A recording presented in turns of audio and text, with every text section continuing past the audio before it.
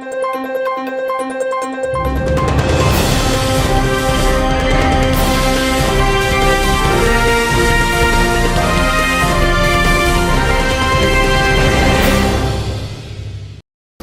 بات یہ آج کورٹ کے ہیئرنگ کے بارے میں بتاتے ہیں.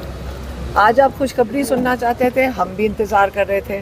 ہم کورٹ روم میں گئے, سارا کچھ ختم ہو چکا تھا. جو شاہ صاحب تھے پروسیکیوشن کے یا حکومت کے جو لائر تھے, میرے خیال میں ان کو زبردستی جبراً بھیج دیا گیا یہاں سے. اب جو بیچارے جو ایک اور جو لائر کھڑے تھے, انہوں نے یقین کریں پورا کتابچہ پڑھنا شروع کر دیا, اور انہوں نے اور ماشاءاللہ جسٹس عامر فاروق نے بڑا خوبصورت سوالات پوچھا. آج جب سارا کچھ ختم ہو گیا, جسٹس عامر فاروق نے یہ پوچھا آیا یہ فیئر ٹرائل ہوا ہے کہ نہیں.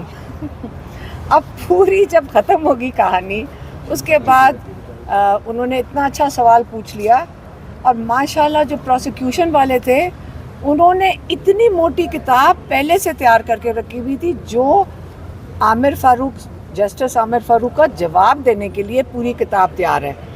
آج میرے خیال میں ہم نے 10% کتاب سنی ہے ایک اس سوال پہ کہ آیا یہ ٹرائل جو تھا یہ فیئر تھا کہ نہیں. یہ اب سوال ہے. حالانکہ میرا خیال ہے یہ پہلے دن جب ہم ہائی کورٹ آئے ہیں تو عامر فاروق صاحب, جسٹس عامر فاروق کو پوچھنا چاہیے تھا, لیکن میرے خیال میں جسٹس عامر فاروق اس وقت شاید بھول گئے تھے. لیکن اب لگتا ہے کہ یہ ایک پوری کتاب پڑھی جائے گی. حالانکہ وہ کہہ رہے ہیں کہ ہم ٹیوزڈے کو اس کو ختم کر دیں گے, لیکن ہم بھی بہت صبر والے ہیں. جتنی مرضی گرمی ہو جائے ہم یہاں موجود ہوں گے جب تک جو بے گناہ لوگ جیلوں میں بیٹھے ہیں اور اس کے اوپر یہ کھیل رہے ہیں. کوئی بات نہیں, ہم بھی صبر سے انصاف کا انتظار کریں گے. کوئی ایسی اگر ان کو جلدی نہیں ہے تو کوئی بات نہیں, انہوں نے کھینچنا ہے, پتہ نہیں کب تک کھینچنا ہے, یہ دیکھ لیں آپ کے سامنے ہے. تو ہم بھی انتظار کریں گے اور آپ لوگوں کو بھی ادھر موجود ہونا پڑے گا. اچھا, یہ عدالت کی کارروائی کی میڈیا کوریج پہ پابندی لگا دی ہے پیمرا کی طرف سے, تو اس پابندی پہ کیا کہیں گے؟ اس طرح کوریج ہی نہیں آپ ہم کر سکتے ہیں. دیکھیں جو پابندی لگی اس کے اوپر تو آپ کہو گے, ہم کیا کہیں گے, آپ کہو گے. آپ جو میڈیا والے ہیں آپ کہیں گے. کہاں ہے میڈیا کی جو چینلز ہیں, ڈیجیٹل کیمراز ہیں, ڈیجیٹل چینلز ہیں یا اخبار ہے, کہاں ہیں؟ آپ لوگوں کا کام نہیں ہے پیمرا کو پوچھنا, یا یہ ہمارا کام ہے؟ آج ہم نے درخواست دی ہے, آپ درخواست دیں, ہم سارے یہی کام کریں گے. اب جب تک انصاف نہیں ملتا آپ بھی پوچھیں, کیونکہ لوگوں کی نمائندگی تو آپ کر رہے ہیں.